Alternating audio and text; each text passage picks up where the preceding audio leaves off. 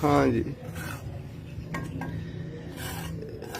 Sir, बड़ा नहीं छूट, बिल्कुल ऐसे ही है, बिल्कुल ऐसे ही है, ऐसे ही जी। अल्हम्दुलिल्लाह ताहा ठीक है, अल्लाह का शुक्र है